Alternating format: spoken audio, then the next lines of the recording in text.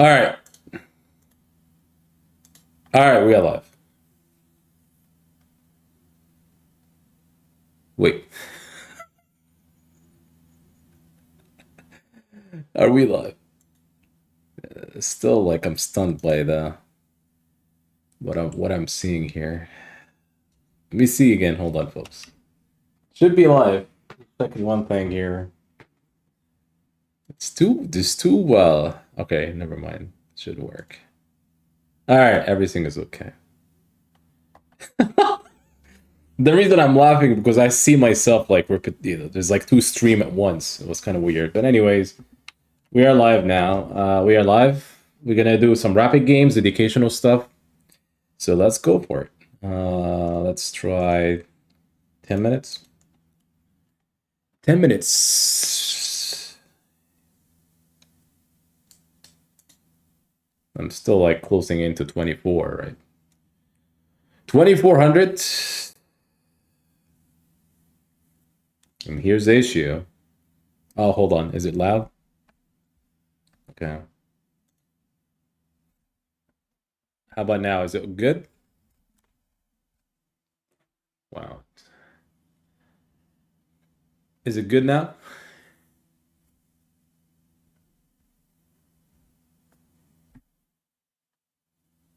Um,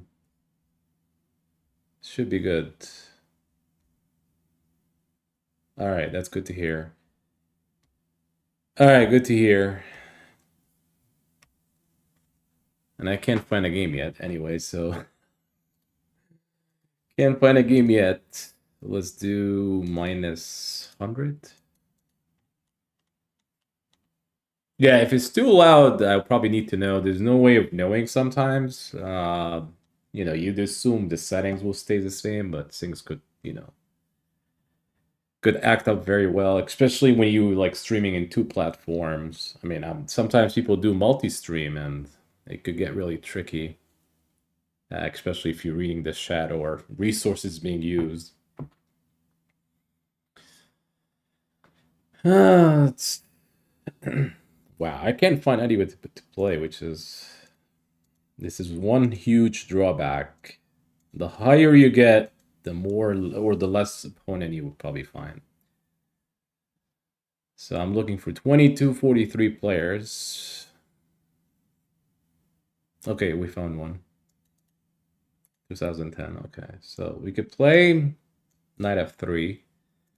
So I've been playing the Nimzo Larsen for a long time, even in the past. It's probably solid enough to play. You don't want to do this knight takes. So c5, knight c6. I've seen even there's also multiple ways to play like e6, knight f6. So c5 is probably the way to play here, and then some kind of e3. So it's a simple plan. You could also like counter on the center, d4. And d4 is probably most precise because you don't want black to like to gain center on you. Like, sometimes people play f6, like f6, e5. If you're not sure what to do with white setup, then you could get in trouble with the white pieces because you're allowing like the center. But here it's okay so far. Knight f6. We could just play here some kind of control over e5. So he doesn't have e5. Of course, we could always take. It's okay to play here. You could even, you could trade down the bishop pair, but it's not easy. It's probably equal. It's one of the drawbacks was the Nimzo Larsen. It's actually very solid opening, very solid, but it's not necessarily giving you winning chances. It's not like the Rillo pass, the Catalan. Probably Catalan is top tier opening where it could give you a lot of winning chances. Actually, that's actually the reason why people doesn't play in the highest level Nimzo Larsen, because it doesn't give them like an advantage at the highest level. So I played h3, and then he gave me the bishop pair. A little bit surprised by this. I probably assumed that he could do bishop here, bishop g6, but it's fine.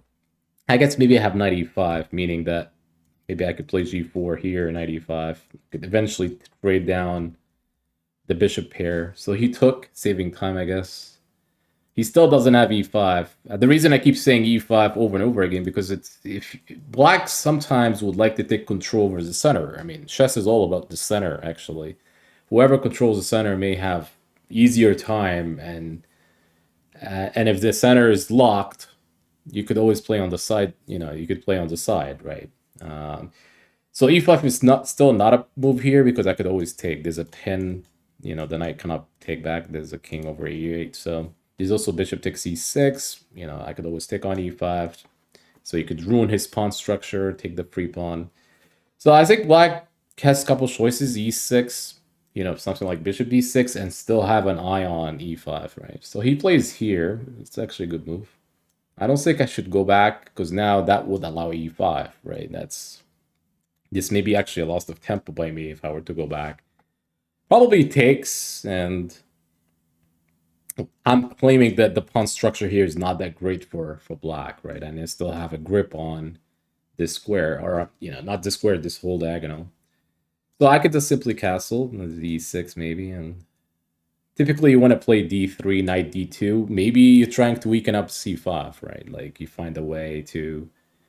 You're going after these pawns in a certain way that could be weak, but, you know, weak pawns are only weak if they are attackable, right? I mean, you could be attackable like the next 5-10 moves, right? I remember playing a lot of games where I know that my opponent had a weakness. One of the pawns were weak, and then I took me like 20 moves to prove it that it was weak, right? And eventually I was able to win. But so the reason I'm not playing knight c3, I could actually consider it knight c3, knight e4 maybe. This is a way to try to you know, to try to go after this pawn. Typically, like here, bishop e3 is actually kind of a way to play against this setup, like bishop e3 attack here. Maybe it's a good idea. Maybe there's some knight e4. Maybe knight c3, knight e4 is not playable because I could take. And even if I go here, bishop d6, knight a4, knight c3, knight a4, he may have knight e4. Maybe we just go back and have an eye on, you know, queen e2, so he doesn't have c4. So maybe there's also c4. c4 is actually pretty good as well because he doesn't take. There's always queen takes check. And then maybe c4, the point of c4 is actually you want to play here and rook c1. You want to put enough pressure so when you're landing on knight c3, knight a4, and bishop e3, you're all attacking on c5, right? I'm probably going to lose on time in this game from the look of things here. Maybe it's knight here and here in c4, or rook c1. It's probably... I wonder if d4 is a move, though. I don't think it is, because we can still take with check. So we play here. So typically, knight e4, c4, if you know that d4 is not coming, right? Because we are attacking here. So we want to put enough pressure on c5 as much as possible. Because once you win on c5, it's a free pawn. It's also a free square that I could jump to on c5, right? And that we can then, after knight e4, the bishop is very strong diagonal. We're still controlling the diagonal. I'm assuming he's going to play here. I don't think he could, you know, yeah, that's the only logical way. I'm assuming here knight e4. I have to stop knight d2 because that's kind of, you know, looking for a way to win the rook or the queen, right? So we just play queen e2. But then d4 now I know it's not playable because I could take once I play knight a4 because the bishop and the pawn is on it. So we could play here. It's funny that maybe this is the way to defend, but I may actually take, which is interesting, right? Rook g8. We go back, we win a free pawn. So maybe this is one of the ways he wants to do it, but, you know, maybe castle, knight d7 first. I mean, castle, then knight d7 after that. So castling first, I mean. But there's still enough for. So he plays d5, yeah. So he could do this. We talked about the central pawn, which I'm actually allowing. I could have stopped it somehow, but like maybe even d4 if I wanted to. I could have played d4, which stopping. But this actually would not really give me what I want. So he could play here. I suppose I could still play bishop e3. I feel like this is still strong. So it's okay for him to play e4. I'm just going for the weakness. It's actually a little bit of active play by him, but at the cost of, you know, some weaknesses. So by the way, queen e5 may allow like d4. You could take once. If I take here, you cannot take the other pawn. The bishop is hanging on d6. So you have to be careful where he's landing his queen, right? Because the bishop on d6 will be unprotected in some line. Maybe it's queen e7, more precise, right? If you think about it. So defending c5 is more like queen e7. Knight d7 is more proper. So he doesn't have to... Sometimes people make mistakes how they defend. They feel like, oh, queen e5, I'm putting my queen in a better square and attacking. But just to find out that d6 is not protected, right? So sometimes queen e7 is like good enough. You don't have to make like... you don't have to overcomplicate the position. You play simple chess. Sometimes chess is all about simple ideas. It doesn't have to be overly complicated. I'm actually glad this guy is taking time because, you know, I mean, so I could explain as I go along. He's also an old timer, 2010. I'm actually 2011, so we both are been there for like a good amount of years. Somebody I could, you know, you could trust in terms of like cheating. So this guy is legit. I'm always looking for people that are long terms. Long terms like me, you know, because they play rapid, you could trust them, they play fair. So I'm actually a little bit surprised that he's not making him. Maybe he's considering e4. I'm a little bit surprised that he's not really picking a move e4. Yes, so maybe he wants to see the queen being attacked. We have to play here. So, but the bishop actually taking a serious control here. Is it enough for an attack? I mean, he could still play here and here, potential h2 mate, right? He played queen e7.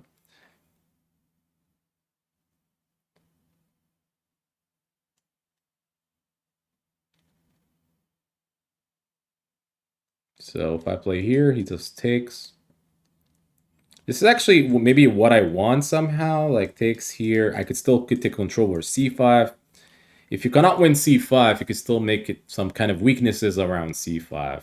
I know that c5 is not takeable. Like he's just making some moves that it's forcing him to defend as much as possible. And then there might be some weaknesses on c5 itself later on, so you don't have to take the pawn right away. And so I have to worry about queen e5 though, because it's actually a big move. If I play here, takes and queen here, queen f4, I mean, we trade, and c5 remains a weakness. But that gives him a little bit of attack. Weaknesses around my king.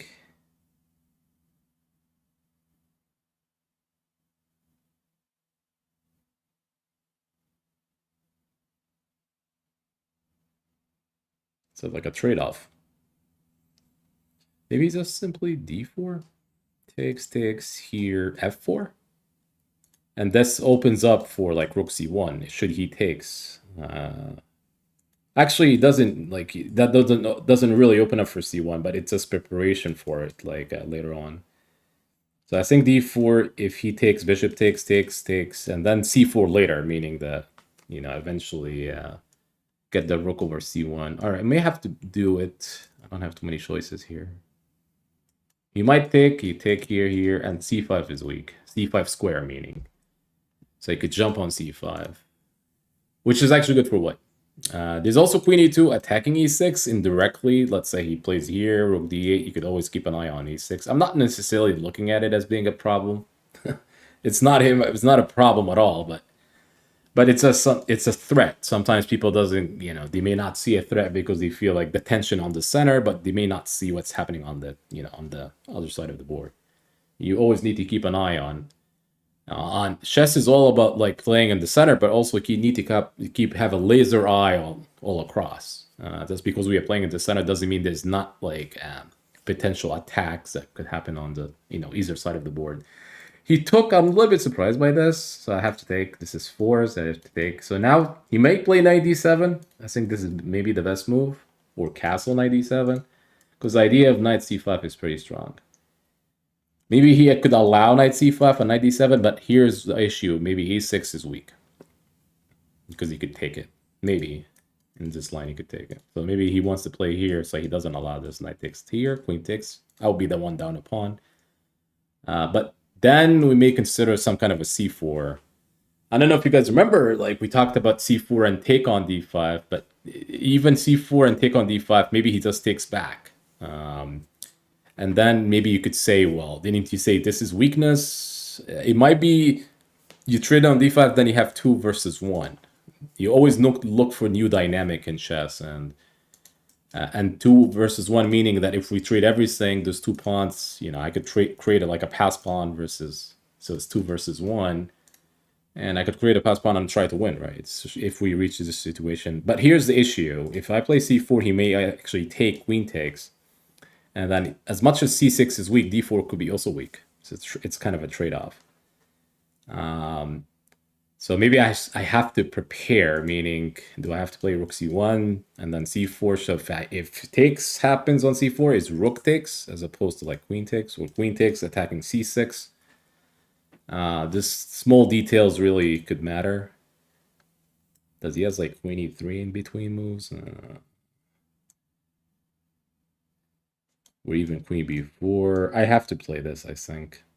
I believe knight d7 is going to be... This knight d7 and f5, actually, this may be dangerous ideas, like expand with a pawn. This is actually the best he could do, knight d7, f5. It's probably the strongest. He's probably going to find it.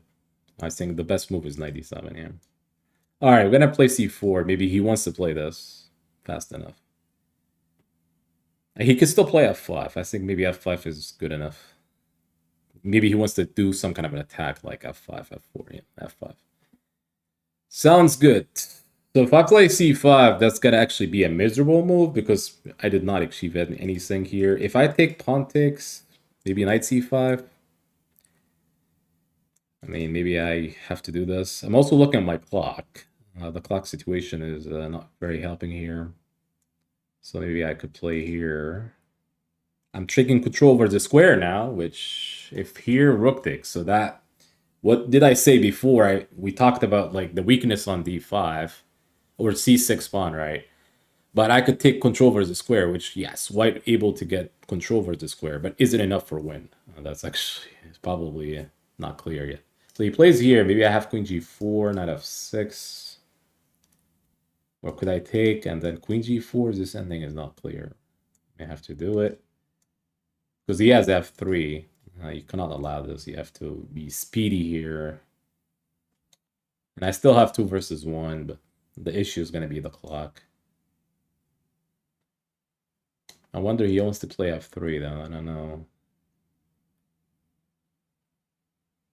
Maybe f3 first.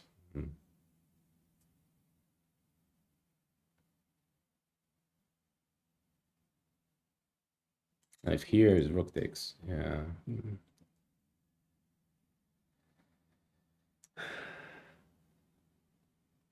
Maybe here. By the time he takes here, I may just move my rook. So I kind of stop that attack. Now, if queen g6, I just play here. I may just defend on time. May not get myself mated. So I guess he might take or queen takes, because, but then I'm preparing to like some kind of a queen trade.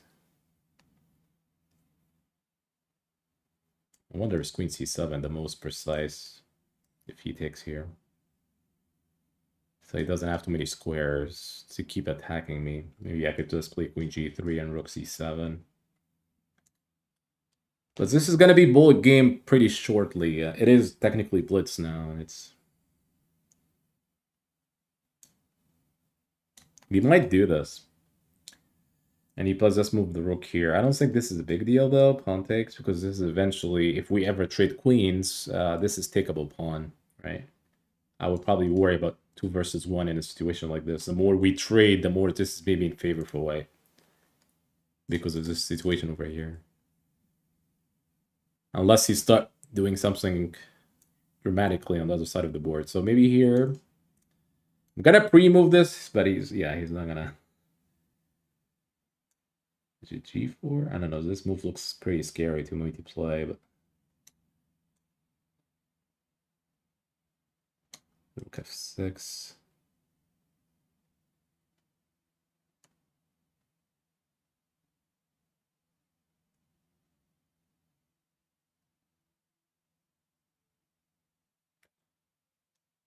I'll just have to make quick moves.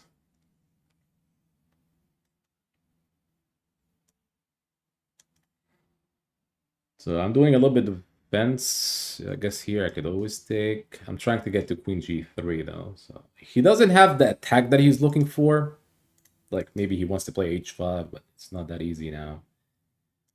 It's not that easy because I have something like this. The rook could step in. That could backfire, like pawn takes. Maybe I'm attacking on g7, but there must be some rook c8 though. Because he's actually attacking on c1.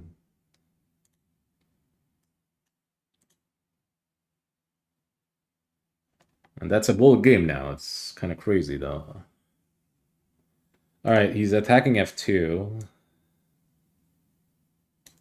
Is it e3 that I have to worry about? Because I can't take. Looks like it. Here, e2 here. This is not clear, though. Maybe he takes here.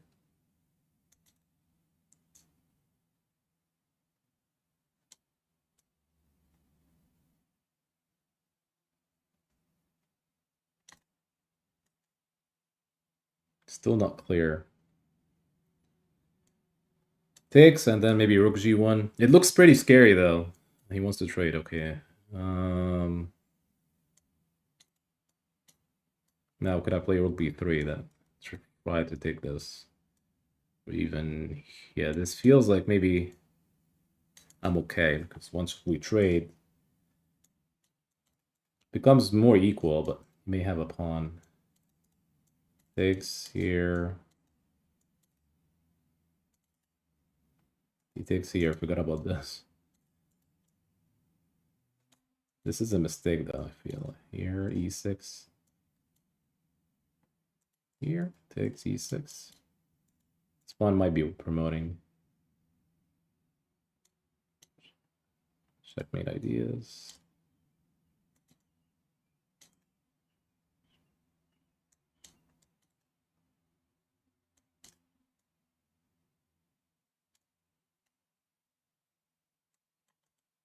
Let's actually draw, and I'm gonna offer him a draw. Ah, it's too late. I want to offer him a draw, and but I did it too late, though. It's a draw at the very end, but all right, let's try g6. That's a modern defense. So modern defense is pretty solid. The good thing about the modern defense is actually could be played against everything. Against knight f3, d4, e4, c4, everything. c3 is actually interesting. d5, we want to compete on the center. So typically in the modern, you give the white, like in the modern here, you could see that white gets a center fast enough. Like you could see that, you're giving up to center like this, but you do have to counter it, like the next couple moves. Like right now, f6. I'm not letting go on the center. At some point, I may take on e5. So if you let go on the center, it could get really lousy for black. You need to know what you're doing. This feels like it's almost like some kind of King's Indian kind of stuff, but it's the modern. Sometimes it can transpose. So he takes. So now I don't have to worry about the center. The reason I don't like taking here very much, I mean, it is a line, but because knight takes and obviously castles, there's potential, like the rook gets very active on f8 if you're not really careful. He could also get active with the knight. I mean, he's welcome to do so. But then you could see that black doesn't have much of a problem. e7 may not be a weakness at all because at some point it could be pushed on e5, so you don't have to worry about it. I mean, and this is maybe a potential move. He's just castle and knight d7. Black could get really active if he's not really careful because of the potential rook gets to f8. So it's solid opening to play. The modern defense, especially if you play rapid bullet blitz, it's probably recommended in shorter time control because you could play it against everything. Even in classical, you could play this in classical format. I know a grandmaster that played it for like years. against everybody, like g6 against everything, and he was able to keep up, against stronger players, even like Grandmaster like himself. So it's a very solid opening.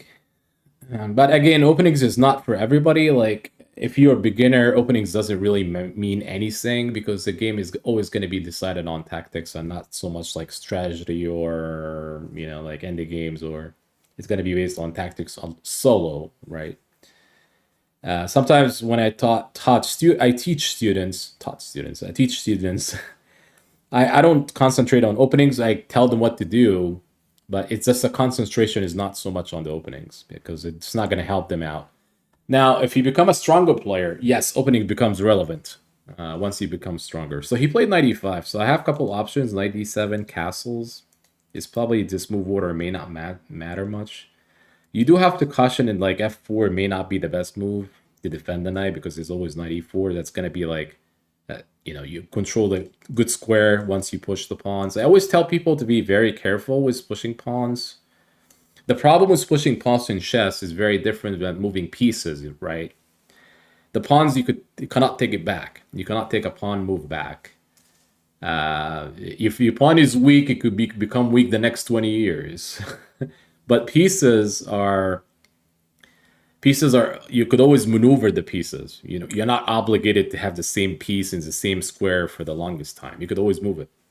So the pawn may be sitting there for the end of the game, right? Because it's being blocked by its own pieces or pawn, with another pawn.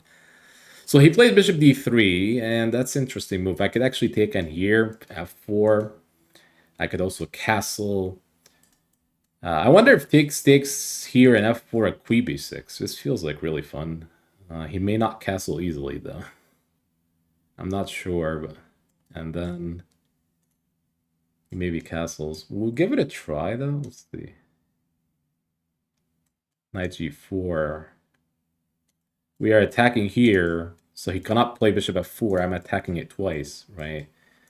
So f4 is interesting. But this actually weakening up the entire diagonal. So queen b6, and we are actually threatening mate in one, which is funny, right? Like, this is mate. But, it's like a one move thing. One move kind of thing. So we just castle. He probably gonna play h3, yeah. But I was prepared for all of this. Maybe knight h6. And then he probably want to play here. Maybe it's just a move where, like I lost a couple tempies, but it's... I mean, I'm looking at knight f5. You cannot do it now because the queen is under attack. So maybe it's here. g4 is actually interesting. Yeah. So this move it's 50-50. And you have to be careful about pawn moves. This is one good example because you cannot take it back. Now, am I able to play g5? I mean, that's where... a big question to ask. g5, the idea is here in knight f7. You're weakening up his center pawns in just like one move, even at the cost of like weakening up your king a little bit. Like if f5, just, he's just stick on e5, it's a free pawn. You have to be careful in this line because, I've seen this happen over and over again. People play g4, you're being weakened, your knight is sitting on h6 not doing anything, but you're exposing some weak squares around your pawns. So g5 may allow takes on knight f7, which the knight might be jumping on e5. Actually, this may be the only way to play. So this forcing matters fast enough. I'm assuming he has to take. And then the knight gets here, potential jump at the cost of the pawn, but black could get really active. And e5 is also like not clear. This pawn is not clear. Is it defendable? If we're able to take on e5 and he takes on g5, that's actually double pawns. But we take a central pawn. So whenever you have a chance to take a central pawn, because we talk all the time we talk about center. If you take the central pawn, that's always a good thing, right? It cannot be a bad thing. So I'm looking at taking that pawn at some point at the cost of g5. So. But you cannot take, once you take here, you cannot take here right away because the knight is hanging on h6. Yeah, so yeah, he went for it. His choices is limited, so I wonder if g6 is a move. I don't think it's a big issue. I have to play here. I'm not really attacking here. I may have said I was, but the bishop's still guarding this square. Now, it's all about e5. If he plays here, I could take. There's also knight e5. This pawn is takeable the next turn. And it's a central pawn, and now you could see that the knight was on h6. Now, in a couple of moves, it's getting much better square, right? I mean, you guys probably see that. Like, I did not do anything. My knight was sitting on... It went to g4, then it went to h6, then it went to, g5, and then it's potentially going to knight e5 in a couple of moves. Now, this knight being on e5 is really strong for black, right? It's central. Once a knight lands here, is like looking at squares like this, right? More targets. And the reason that my knight got really active is because my opponent played the quick g4. You probably have to be a little bit cautious when you play a move like this. I guess he played g4 so he doesn't want to see knight f5. But sometimes he may let knight f5 in with the biggest deal. You may allow it. You just start developing and then maybe even bishop f2. So the knight could sit on f5, or in some cases you may take on f5, right? So now the reason he's sinking, he just feels like, well, I'm double my pawn and I'm allowing it to grab on e5. And it's just not just to grab on e5, but the knight is coming to e5. We didn't agree to that, And yes, I mean, we're probably going to take a look at this game specifically after, we could look at the computer and see. So this move is interesting. I mean, I guess this is the only move you want to attack here, which I could see that's, I could potentially allow this grab. I'm maybe more focused on e5. Now, I have 2 ways or 3 ways to take. There's also queen takes, and if you take here with check here, I might be attacking the bishop, and also knight g5 is coming in. This actually feels like really tough. Sometimes you could change plans. The idea is knight takes e5. But maybe here, and maybe, maybe it should be, some kind of, he may defend somehow. Maybe he could defend the position as opposed to queen here. Maybe there's some targets like the bishop. Like if I go here, the bishop is under attack. And also the knight, the pawn is under attack. So maybe instead of putting the knight on e5, it could be g5, right? And then we still coming across. Maybe it's just queen takes. The more I look at it, because if knight takes, as much as I like it, which actually should be a good move, he might just stick here pawn and then. I mean, maybe I'm still going to knight f3 though. I may have to make a decision where it's still knight takes e5. Probably the computer agreeing. I'm assuming if it's black to move and the computer has this position, it's gonna automatically assume that knight takes is the most precise move. Even you could, you could also take with the bishop. I'm not leaning heavily toward this move because you could take with check now, and the bishop is it's also active, but it doesn't really do anything. If you check on g3, it's not really. He could just always block, and we're not really achieving anything. I mean, I'm just gonna go with here, but I'm kind of 100% sure. I would say 90% that knight takes was best. So he's checked. He's looking back to get back the pawn. Now he cannot do g6 or anything like this. This is actually a big threat. I want to take the bishop on e3. Good luck defending that, because this is actually tough. You cannot go here, you cannot go here, because the bishop is hanging on h7. I just simply take. So now, how exactly? He cannot move the bishop. The king is on e1. King f2, you're walking. He has to play here, which one of the biggest drawbacks for him. He does not get a castle, and also has to worry about the potential knight takes on g5. He's also here, knight d6, but there's always bishop d4. Maybe this is a move, even though I have a check. I'm probably going to take here, and gonna pre-move it, because the clock is ticking. So I have to take, though. This is rook f2. Another dynamic. If you take his rook f2. Good thing I did not pre-move it, because rook f2 wins a queen. One biggest drawback. Also, the knight is threatening to take on h7. This is getting really tough to deal. It's getting really tough. Knight f3 is coming in. Now he played here, but he forgot that actually the knight is attacking h7. He forgot about this entirely. So that's a piece. Even if you moved here, that's a piece. Rook e1, I guess, but I'm still up a piece. I mean, he was lost. To be fair, you know, I mean, this position is very difficult. You may resign here, or you may just play a couple moves, like, you know, let's try to do some sheepo tricks. Rook e1, move the bishop away so we could attack the queen. But even then, this is very difficult because I'm actually gonna keep attacking. I'm not like, you know, I might still get the knight to f6 on knight e4, and it's the attack just continues. Sometimes he's just played here, and that's okay. Maybe he was just move a bishop. We develop, you know, if he takes, he plays here. Let's see. I mean, don't I have bishop h6? That should be good enough. Oh, the queen is under attack. So I have to check. Yeah, if you play bishop h6, that's a big mistake because you have to see that you're being pinned. But I have check first. It's not that fast.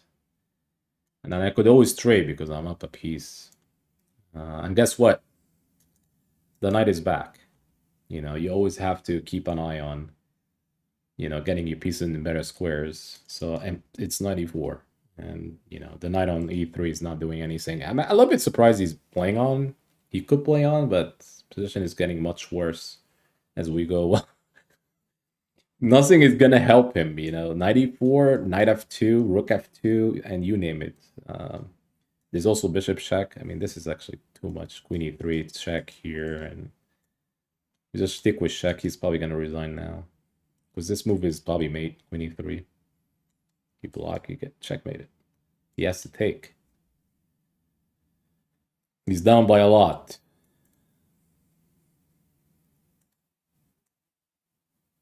Why he's playing this, I have no idea. Check.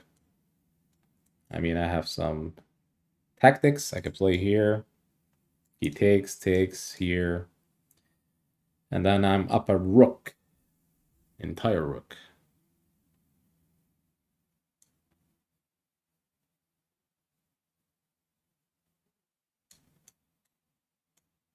Yeah, he resigned.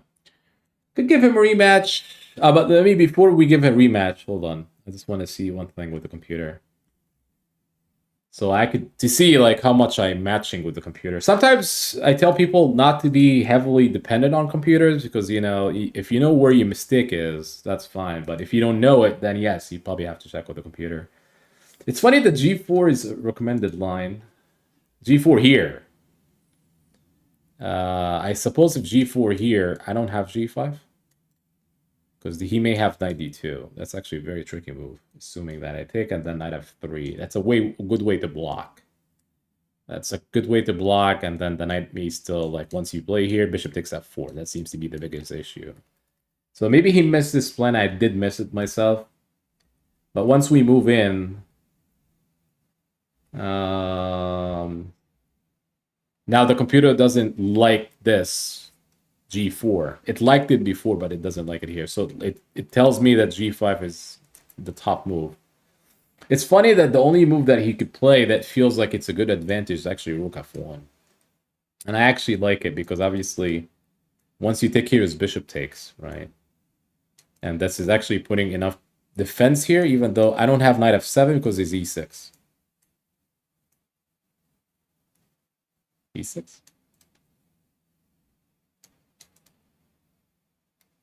Bishop f5, something like this. There's also another move, knight d2. You don't take here, I don't think. There's enough pin on e5 for the longest time that maybe he just simply castle long and some kind of knight f3. This is actually a deep idea. That's the reason why I was looking at direct e6 first. But if he doesn't play rook f1, and he took, now it tells me it's equal, but I'm actually not sure how is it equal though. Oh, he has to do this? And g6. Ooh, that's... And if you take here, by the way, I know what's going to happen here. It's mate in 2, of course. Queen c2. That's a fun way to get checkmated, because the king doesn't have... That way you have to block this way, you get checkmated. So this is the only way to play it. That's actually the only way. But actually, black still... I don't know. Stockfish here is not the top. If you give Stockfish in your own computer, local computer, it may give you black a little bit better here, I'm assuming. I mean, I still believe black is better after all of this. So rook takes, it tells me it's 0.2018 or something, and I don't know if I believe this, but if you give it to your local engine, may give you, like, maybe black is better. It wants him to play here, and then bishop e6. I mean, I feel like the 2 bishops here could be annoying. And it wants him to play here. I mean, this feels like... You know, black is getting active. Maybe those 2 pawns is a little bit of concern, but you start imagining that e7 is still, like, you know, a strong asset here as well, just like he does have 2 passed pawns. Good game, though. Good game. We're just going to continue. So far, everything is good. We're back to 24. I'm not sure if I'm in favor, but maybe I should play unrated games. There's one viewer, it's actually a good guy, one viewer, that tells me that to play lower rated players, like lower rated the different range of players, like I could play somebody who's lower than I am. Let's say I'm 24, I could play, let's say, 2000. It's actually an idea. I like the idea. It could be unrated, that's fine. So it's like a different gap to explain the moves and everything, and that's something I'm willing to do. That's fine. The only issue is actually finding opponents. I mean, I may find opponents. I don't know if I could find them unrated. I mean, this is something I haven't really tried. Typically, I play rated games, but the only issue if you play rated, not so much if I lose, but it's actually potential cheating, because there's a huge gap. 2000 in rapid is different than, let's say, 22. But this is something I might do. I might consider it. If we could have enough unrated players I could play, we could play different and explain the moves. So the different levels, you know, you could see the different levels between the rating and gap would be... I mean, it's a good suggestion, though. I like it. I cannot find anybody, of course.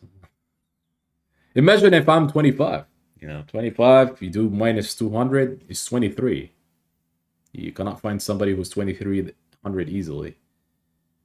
They might be playing games right now. They may not be online, or, you know, they're playing blitz games. You know, they're playing blitz games. Sometimes people doesn't want to play rapid at all, like only selection of people, and yeah, that's 22:55. And what else should I be doing? Is the volume is still good though, Henry? I don't know if he's still here, or anybody else. Is the volume still good? Is it too loud? Is it average? I mean, I wouldn't say average, but is it? He aborted, and that's also another people, like, you know, people would just look for a game and abort before you know it.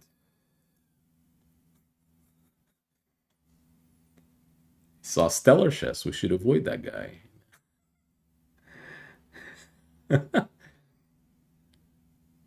He's playing stellar moves. We just have to run.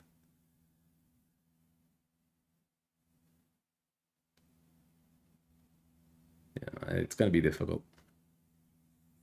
There's somebody I know who he hit 2500. I mean, who he's playing? He's playing like 2100. A little bit too loud. Okay. Maybe he's like close to me, but how about now? Is it good enough? It's actually far away from me, but it's good to know. I'm playing some kind of a doctor here. Okay, so all right, let's play the French.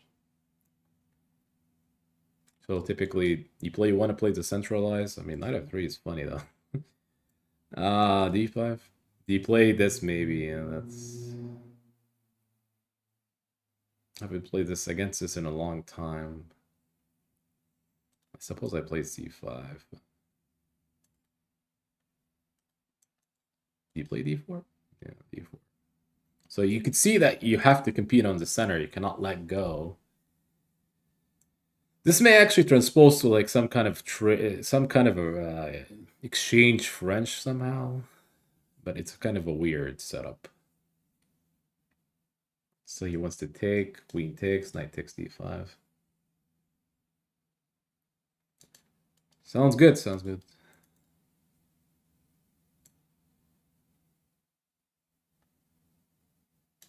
He takes, queen takes, takes.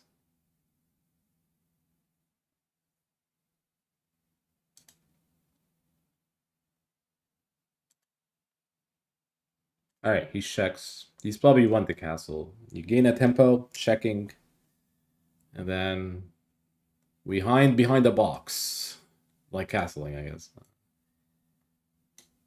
This move, this move could be a trouble. I don't know if it's troubling. He wants to go for the knight. Maybe just a simple queen move, but the bishop is on f6.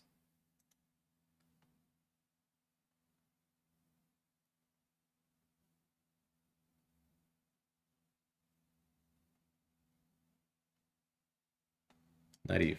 I mean,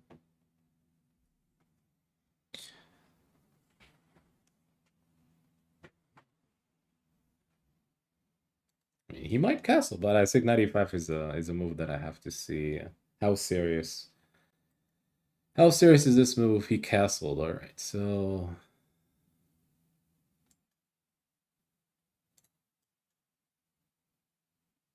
I play here.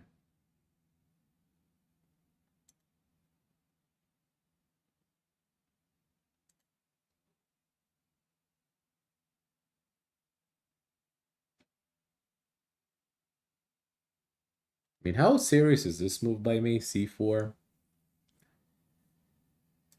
Because he eventually wants to play here and some kind of take on c5. I believe that he may be looking at some kind of take and then something like take on f6 here, knight takes d5. I'm not sure how strong this move is. Maybe this is the reason why I'm considering c4. So he doesn't have to. If he takes this here and I'm still defending d5. We'll give this a move a try. It's possibly not e5. Maybe I'm just looking at a6. I'm forcing him to trade. Because if he goes here, it's b5, right? That's going to win a piece.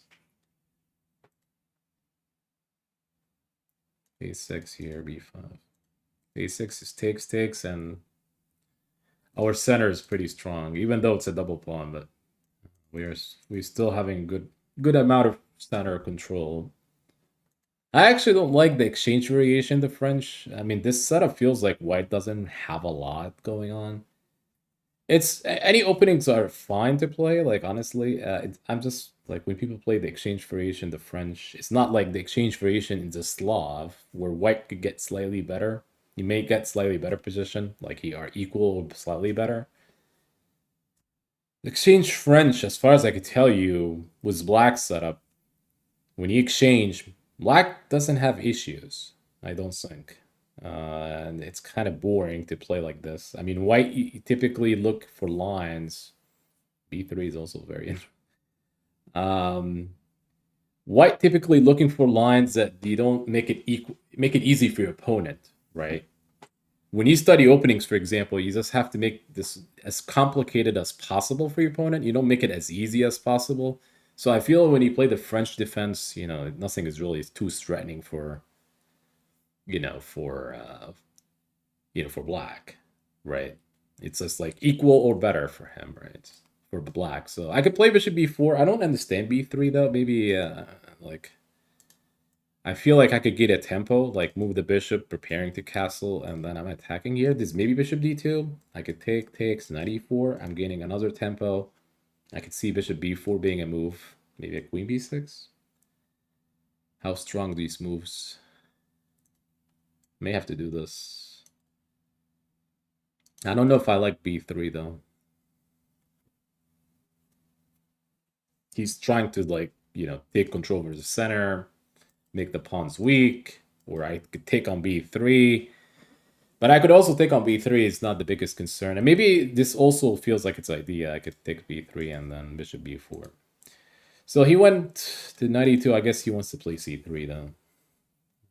That makes sense. And then forcing the bishop to go down, to go back.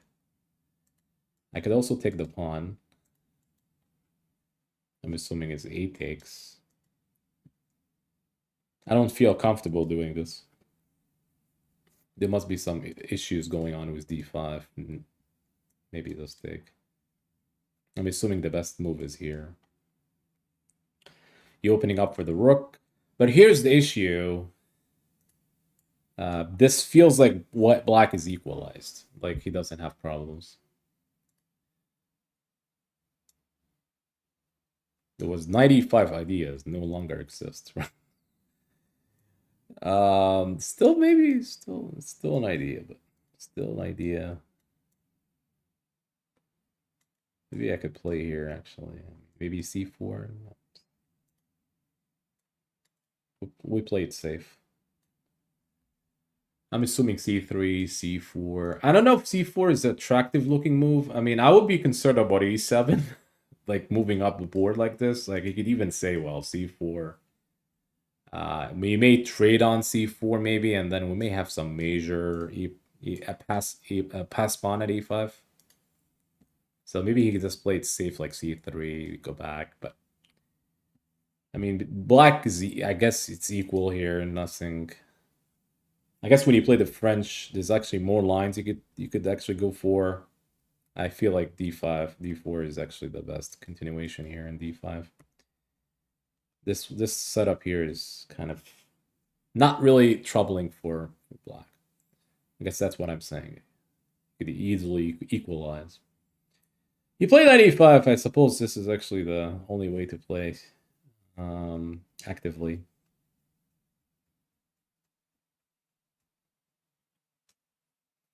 He's running to take here, and if I take, there's obviously a big pin here.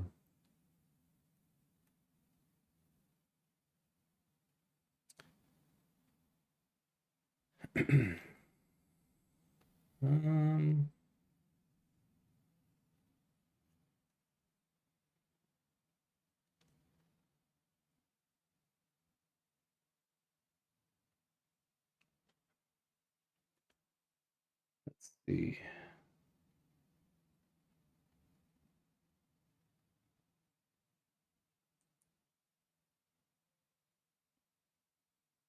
Well, he's looking at some kind of a pawn here. He wants to take on c6, some kind of a pawn grab. I mean, do I have to play bishop d7? I mean, this knight takes. Takes, he ruined my pawn structure. But...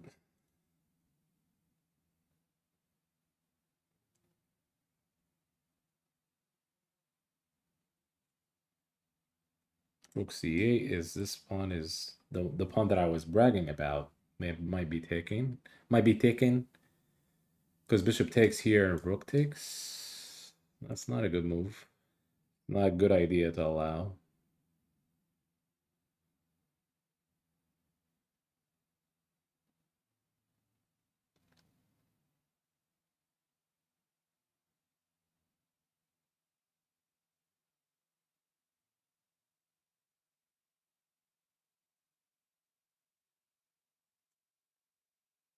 All right, let's try this. Ruining my pawn structure. He's gonna take.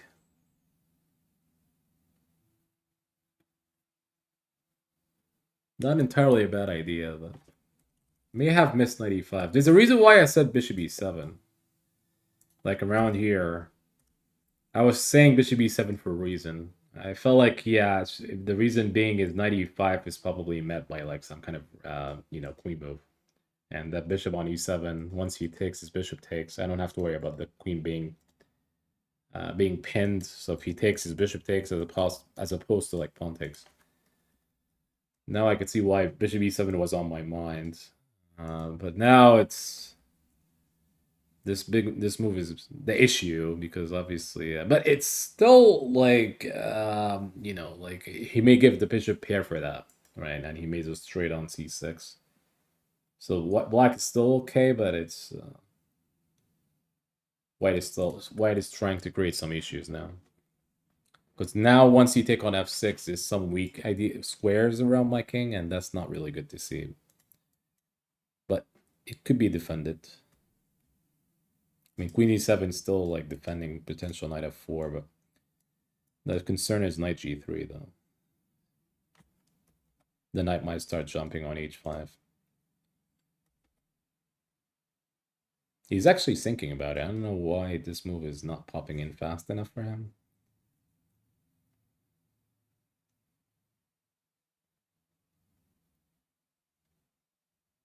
Maybe he wants to take on c6 first. I mean, this move order may not matter much.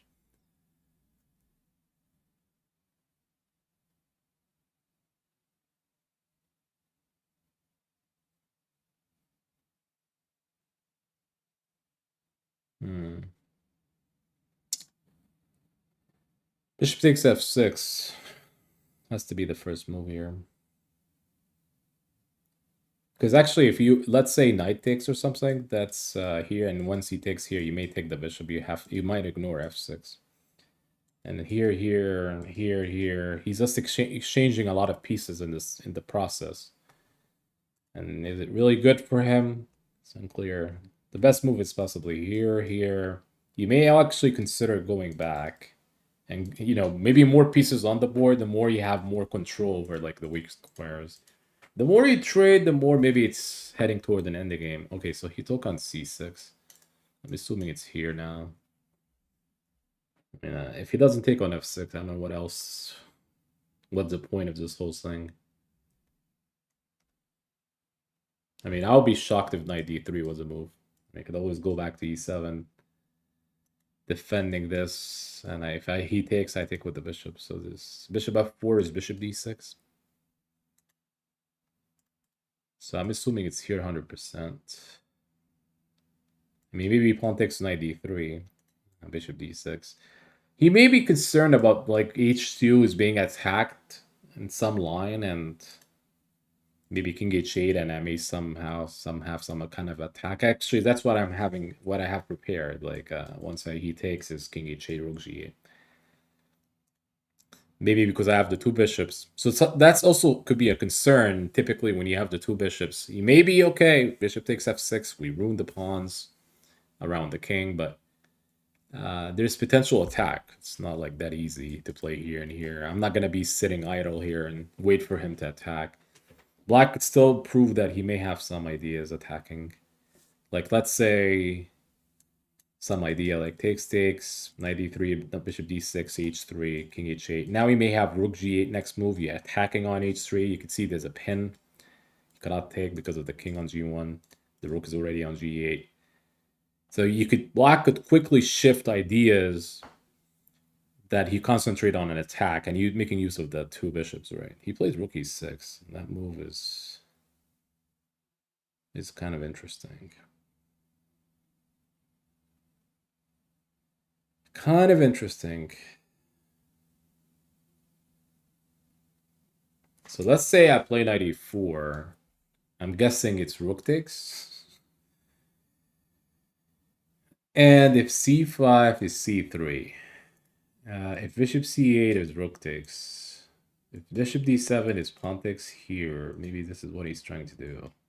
Take that way, takes.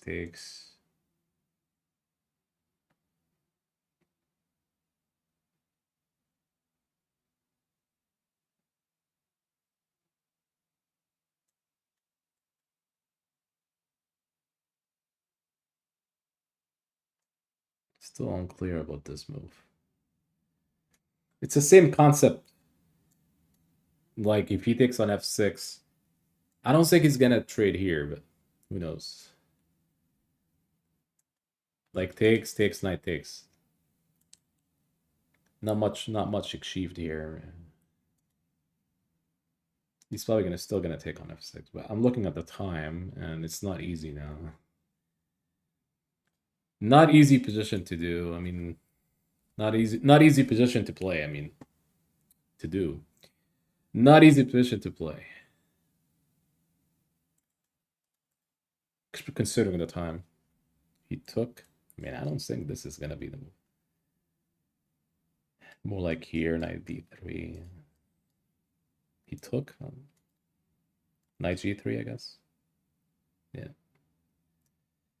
Knight g3. I suppose he wants to play queen f3. All the fun begins.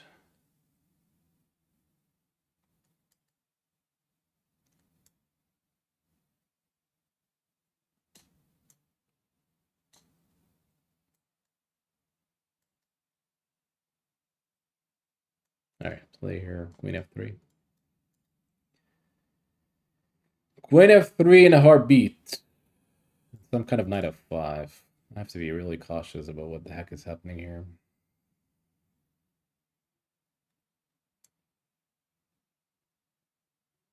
All right, we go back. Rook e1. He wants to take rook here.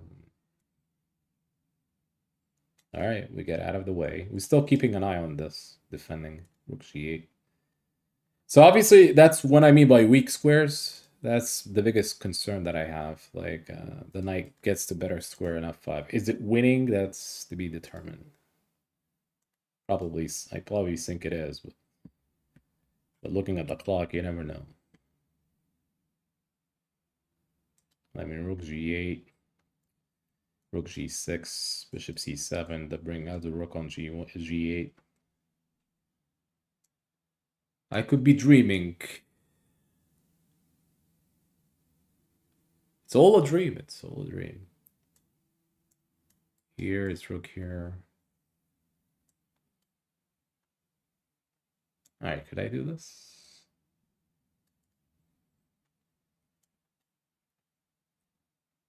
Keep an eye on this pawn. So the bishop is probably better suited over here. All right, so he's looking for mates.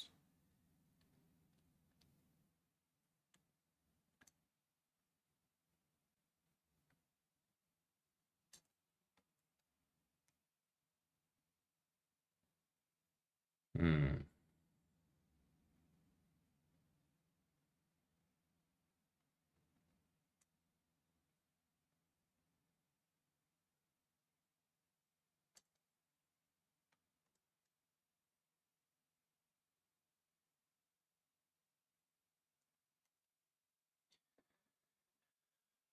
All right, so do we have a check somehow?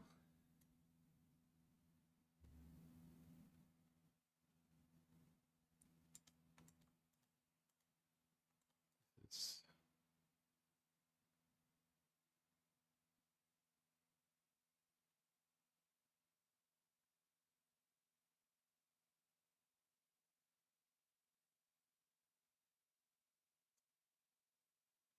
Take here. I don't know if this works. I have here, but check. How many pieces am I? Yeah, he has here. Is it enough? It is. Probably is.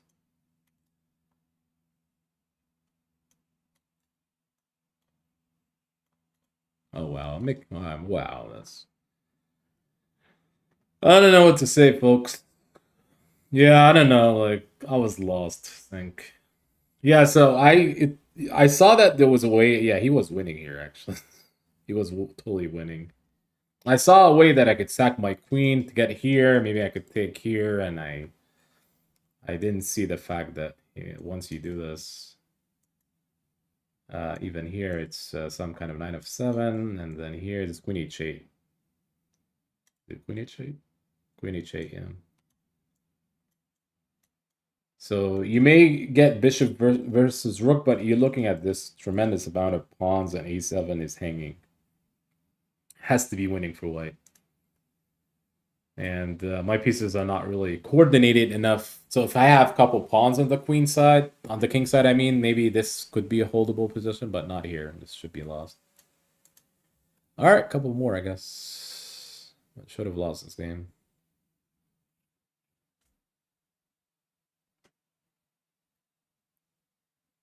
Actually, I should have rematched him.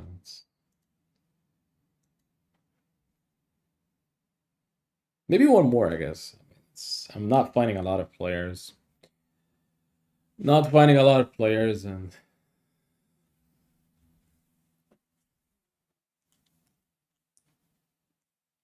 typically I do a lot of rematch, but people doesn't rematch me. I don't know why. We win and leave. We lose and leave. We care about the rating so much. I mean, I remember being 2485 and I lost a lot of points. It's okay. I just play for educational, some competition, not necessarily for rating. But I'm still boosting the ratings anyway for like, I guess for the stats. Doesn't matter much. One more game, if we could get it. All right. All right. D4. All right. Bishop G5. This is an opening that I've been playing. H6. That's funny though. So I usually play this opening, this setup, knight e2, knight f4, and I could get really aggressive on it. So c4. You give up the bishop pair early on, and not many people are a fan of this. But here, bishop c4. This move is okay, of course. I could play like here if he wants to take. There's also bishop e4, rook g1. I don't mind all of this. This could potentially become very like tactical or positional depending on how black proceed. So if you take his pawn takes, now this may be tactical. Oh, he wants to play here. That's fine. That's very fine though. I don't have to castle. If castling seems to be key, you cannot do this, bishop e4.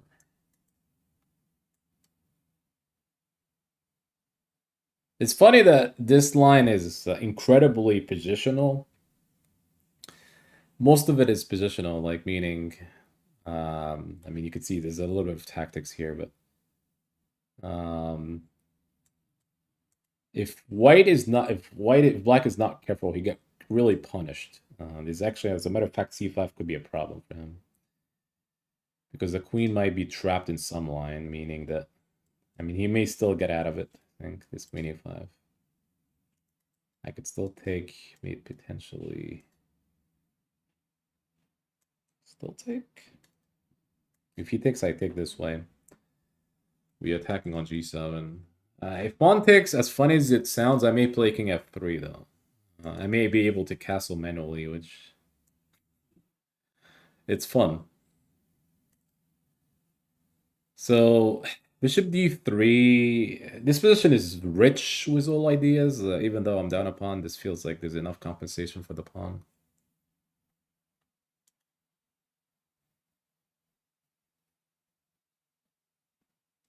T6.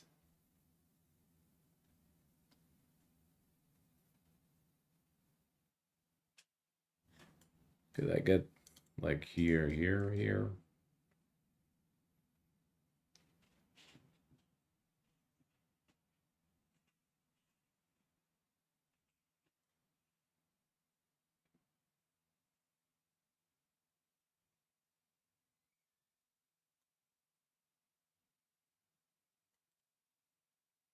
The idea is possibly here. He might be thinking I might be taking or something, or...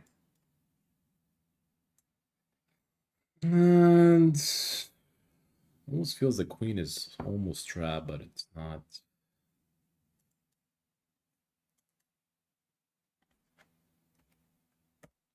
So the idea is here, and eventually you want to take this.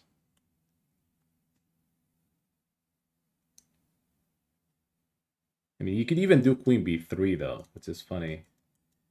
And then you may trade down and, you win on d5 and d4 becomes a pass pawn. So that's the reason why this position could become really positional, meaning that, you just do a little bit of trade, you sack the pawn and a little bit of trade, and then white becomes really better, right?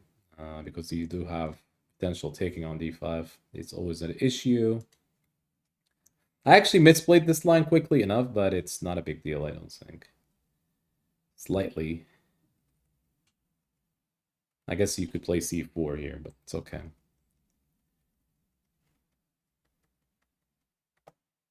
Still looks okay to me, I think.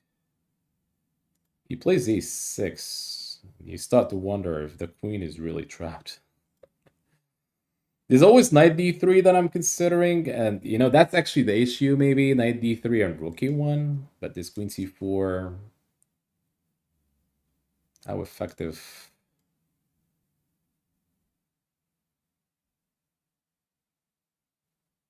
All right. Suppose here, here, here, here, knight b4. It's possibly here, played safe, I guess.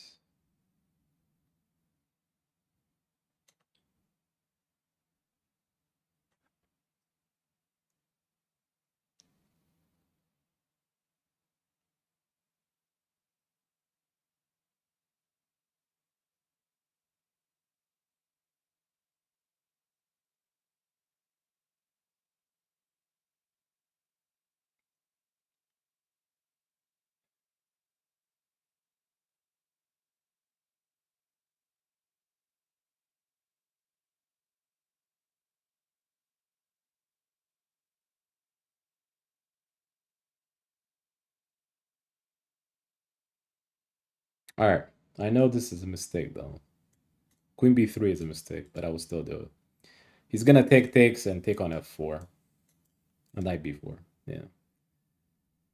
The reason I'm doing this because I feel like I may still attack him knight b4 defending or knight e7. So I'm still sacking the pawn.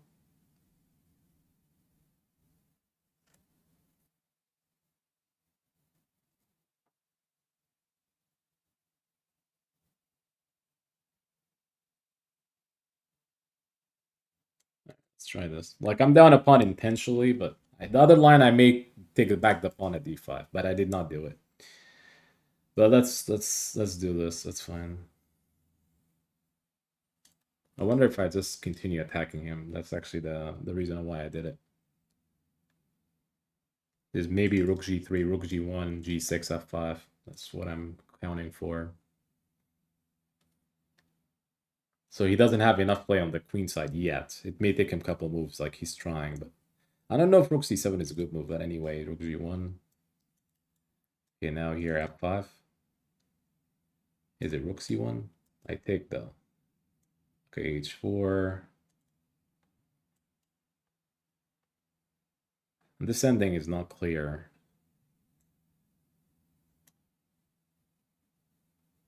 It's not clear. He's gonna take here? That's fine. Ooh, he takes this way. I actually feel like taking the other way is good. He's trying to undouble the pawn, but here's the issue. Is it f6? Rook h1.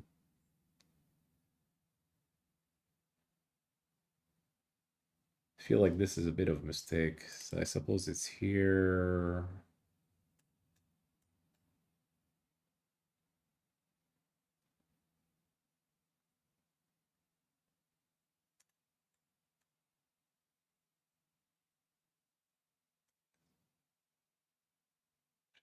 Might be here. That's actually a bit of a mistake. I think the best move by far is actually here. He's up a pawn, right? And then he may use his knight to be a block, like knight d6, like rook c7, knight d6, and then he may still get to play knight c4. But this way, white gets some activity for no reason. So if I play here, here, here, I wonder if this is some kind of a draw, though.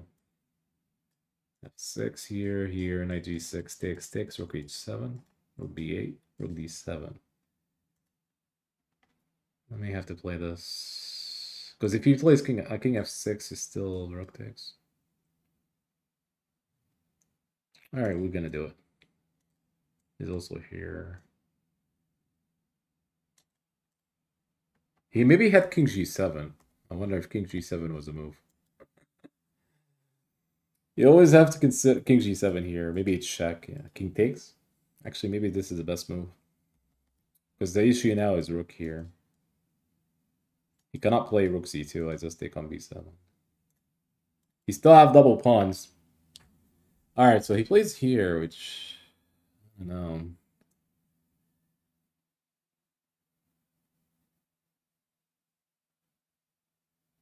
King e6. King e6, rook e7, rook c6, b4. Oh wow, he's actually doing this way. I take though, king e6, rook takes g5. This is actually a draw, but I'm actually pushing. This is rook d6. I think he missed rook d6. He cannot play here, just mate. I mean, why would he play here anyway? But he take on e6. The reason this may be a win for white, maybe it's like, I would be cautious about this. It's double pawns in a weird way in here. And I could actually, if I play here, rook takes f2, rook takes b3. Now, this may be not clear. I just feel like it's pushing. It's good enough. Oh, now, okay, now this looks wicked dangerous, I think. So it doesn't matter if he plays b2. I think maybe this is winning for white. If he plays here, it's rook takes b2. Alright, we check though, and then...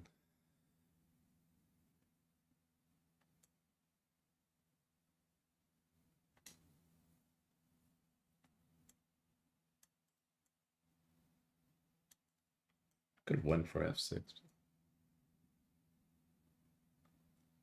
So the issue is actually like d6, d7. Once he moved the rook, his rook takes. There's no checks. I mean, that's actually the biggest issue. What makes him think I'm gonna take here? He's here. You just have to play a practical game. It's here. This might be check and even d7. Actually, rook c4, d7 might be the move. But he's just getting out of b4, so you have to be careful not allowing this pawn to move. So this d7. This is actually winning. He misplayed it. Here, check. We could queen, though. I don't have to worry about g3. Check. Actually, d7. Cannot move here. Rook, check. Mate. Here. We're queening. We're queening here, and we just got a queen. What I'm missing here?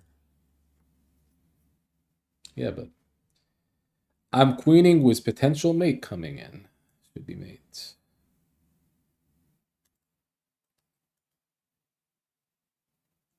Here is done. Good game. I think the mistake though, before we end, give this to computer. Let's see if I was on the right assessment. I was winning. Yeah, it's +8. 100% I knew this moving in, like this has to be good. It's going back. I don't know why the bar is not showing here. I just don't get it. I just noticed the bar is not showing.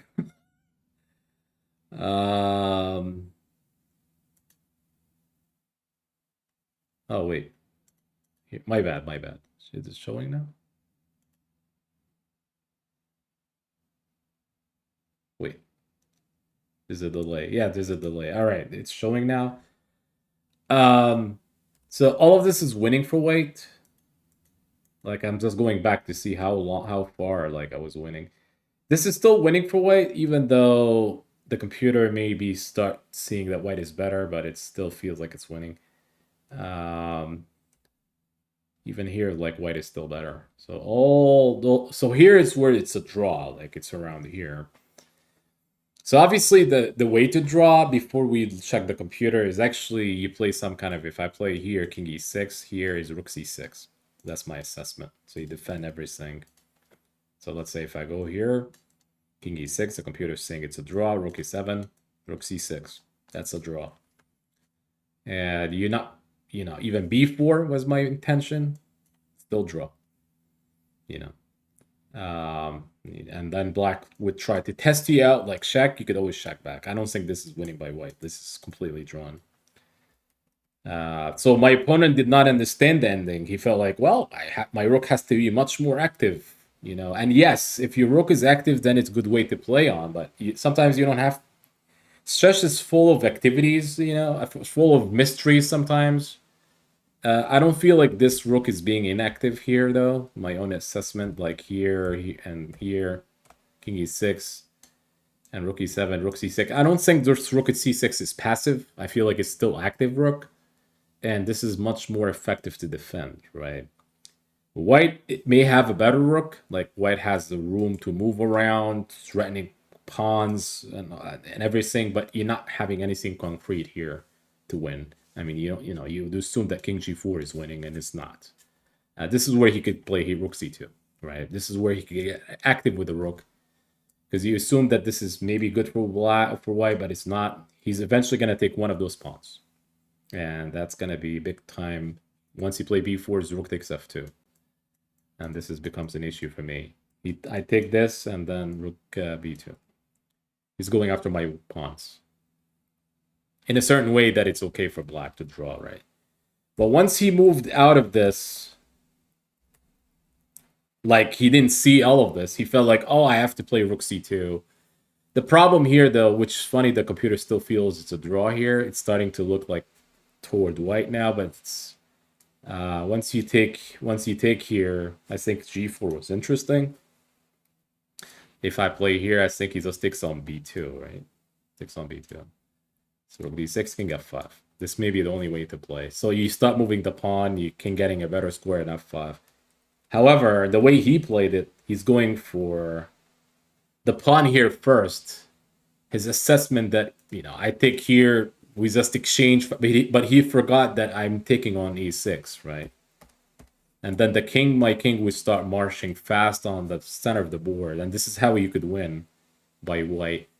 And once you play b4, you could consider. I don't think this works because rook takes f2, right? Yeah, this. I knew this is going to complicate the game, right? Because now you're dealing with pass pawn here and also another pass pawn. Even though you do have two pass pawn, but they're kind of slow moving, and you're actually down a pawn, right? I think the way I did it was actually correct. I guess the computer wants here. I don't know what the difference, but rook b6 is the same idea. And then it wanted me to play. It's funny that d5 is not the move. Is it king g4? But this is not winning, I don't think. Rook takes f2. Something like here and rook g2. I mean, maybe I had to do some tricks. d5, and then he has to play. Oh, I had to play king e7. And I actually felt like during the game, king e7 is probably the only way, even though he sacks a pawn. But maybe now I have an issue because of this pawn. It's funny that this is a draw, because rook c2 b2 is very strong move. I cannot afford this pawn. I have to guard it on b6. So meaning like something like here, it's b2. Once you get carried away here, it's rook takes f2. And he's still defending b2. It's the same line, right? So you're defending b2 and here. And if you play here, which actually this feels like the best move, it's funny that this is still not winning for white because of king d8. And I didn't get to that far during the game. And anytime you stop moving, and I actually feel like maybe here, but king c7, rook b3. Actually, rook b3. Not here. And then you play here. This feels like, you would assume that this is winning by white, but it's not. Anytime you do, you cannot play here, this check here. Actually, you have to be careful about check here and rook b1. So let's say you play here, rook d3 here. This is actually a draw, which is funny.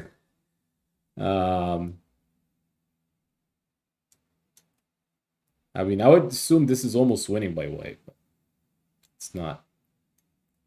Then here, and then the king would cut off the pawns. Like, it would hug the pawns in certain ways where it becomes like a draw. Good game, though. I feel like this game is complicated. The end game was complicated. Just want to check if f6 was the best move. Yeah, actually, it tells me f6 is a draw. And if we go back here,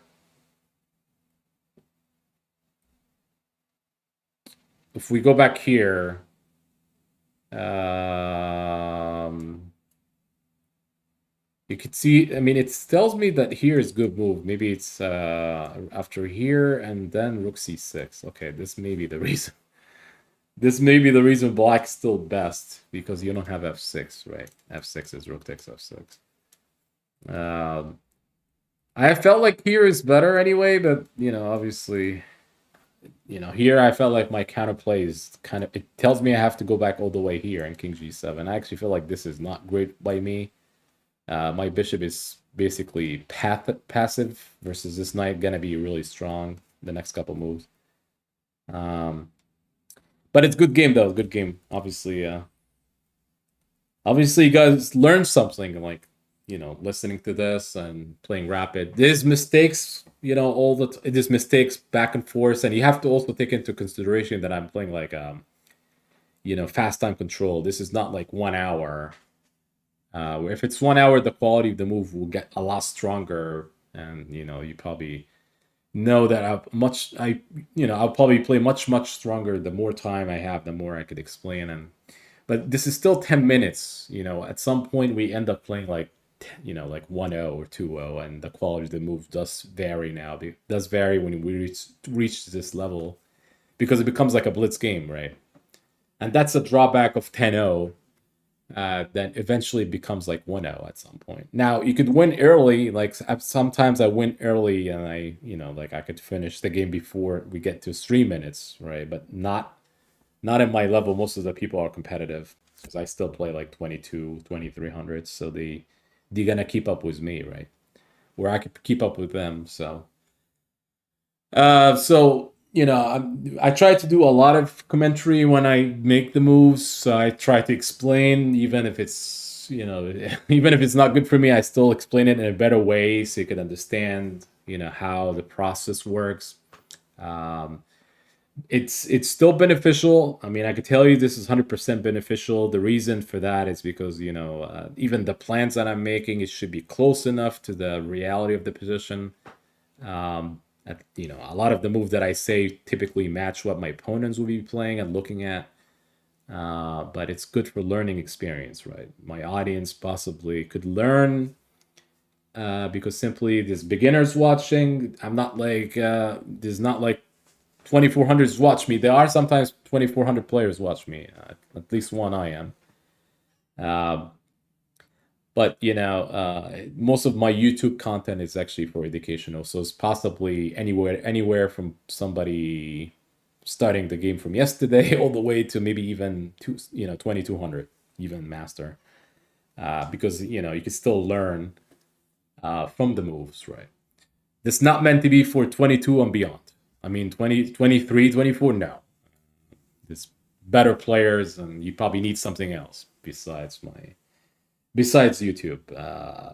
Probably coaching and learning other stuff, playing a lot of norm tournament and so on. But what I am doing is good for majority of the people, to be honest, right? So I'm gonna keep doing this. It's gonna be learning experience for everybody here, and it should be fun, right? I'm trying to make it entertaining. And I also play blitz games, bullet games. I mean, that's before I streamed today on YouTube. I was doing blitz games in Lichess a couple hours ago. So I do a lot of things. I play bullet, I play blitz, and I play rapid. I play all of them, and I play also in Lichess and chess.com, because sometimes people like to see me play in Lichess. It's smooth. Why not? It's good. It's free. And chess.com, it's good. You could play Nakamura, yes. And so there's people in different camp, and I try to just do both, right? And it's good for everybody, right? All right, folks, I need to get going. I'm gonna be back tomorrow. More videos, more YouTube, and more, and also more like streaming, right? So should be streaming tomorrow. The timing, I'm not really sure. Usually I stream early in the day or late, depends on the schedule. But more rapid games in YouTube, more explanation, and also on Twitch is gonna be more like fast time control. So some people love to watch me play 1 minute chess. Not interested to see me play rapid, and people that are interested to see me play rapid, you have YouTube. So I do it all. Even sometimes I play Crazy House, which is a different variant of chess, and I do it for fun. But We may have to do Bug House coming soon. But hopefully that's good enough for today, and I'll be back tomorrow, folks. Hopefully you guys enjoy it. Thank you, Henry, for tuning in. Thank you for being a subscriber as well. Hopefully more people tuning in. Tell your friends about me. Tell your friends about me, your family. More people come in. We improve the numbers, and eventually people would notice me. We have more people in. It's good, right? The more people in, the more people learn. And I'd be part of the group. It doesn't have to be gossip chess all the time. It doesn't have, I mean, my opinion about this before I get going, because I had some people tell me, well, I need to, you're not, I'm gonna watch only one guy. It's good to watch one, like one streamer. It's good enough, I think. It's good, but I think for learning purposes, I had people tell me like, I like Nakamura, I cannot watch him, and I was like, why can't you watch Nakamura? I mean, I do watch Nakamura. Like, he said I cannot, he's going too fast. And yes, sometimes the advanced players will go too fast and you will not understand that thing, right? Because they are going too fast. Or they play bullet chess and people want to see more like slow chess, they are not interested to play like rapid. So obviously there are limited people that do rapid, and maybe it's like me and Nilsi, he's also a very well-known streamer. But I guess my own opinion about this, you have to tune into different streamers, different content creators. And the reason I say this because everybody has their own information. Like, I do have something to offer that somebody else may not. Nelsie has something to offer that I don't offer. Nerdisky's offering, like, he has an information that he doesn't have a tremendous information, just like Nakamura and everybody else. Even Magnus himself, when he streams, he's also sharing some thoughts, thinking process. But I guess in order to get better, you need to have a good quality of like different taste of everybody. It's not good to just say, well, I'm going to tune into Nakamura and everybody sucks. That's not how it works. When I did improve my game, I had never had a coach, right? In order for me to improve, I had to learn from different master games. I mean, I didn't pick like Fisher games and start learning chess, right? I had to watch, Magnus games, Kari Kasparov games, a lot of master games, and different players that happens to be strong players. You don't just pick like master games and tell yourself, well, I'm gonna go as a world champion, watch his games, watch his stuff, learn from him, and that's it. You do have to. It's just like you buying a chess book. You have to try different chess books. You cannot depend on one thing. That's actually what I'm trying to say. It's the same with learning on YouTube. You have to tune into different people. Everybody has different stuff, right? And once you tune into different people, that's how you learn. Somebody told me Neurodisky is too fast. If you think Nakamura is fast, he's too fast. I don't think he's too fast. I think this assessment is wrong. Very wrong, not just wrong, but it's just it's different audience, and it's good just for people to tune into different content creators. I mean, why should I be limiting myself to like one guy? I could watch 10 people. That's what I mean. If you watch 10 people, 20 people, everybody may be similar to what they're explaining. I mean, I remember when I was doing the championship, for example, like I was going over the championship between Ding and Ucash, and I had some lines that people didn't even look at, like different lines that it was computer checked, yes, but nobody talked about. It was different lines. Gossip Chess had his own lines that Nakamura didn't even share. Nakamura shared some lines that nobody else shared. Everybody was different. It's not like copy and paste kind of thing. So that's what I mean. Everybody adds their knowledge to the game, and in order to improve, it's just you have to tune into different people, and that's. But maybe if you have a coach, then you just have to depend on your coach. Sometimes people hire like 10 coaches, and would learn from 10 different people. But joke aside, it's just in my own opinion, you do have to like tune into different people just to learn. Everybody has their own style. All right, folks, enough talking for now. I'm gonna be back tomorrow, and I'm gonna see you guys tomorrow. Hopefully, you guys enjoy this. We'll be back. Tomorrow. Thank you, everybody, for tuning in. Good night. Take care.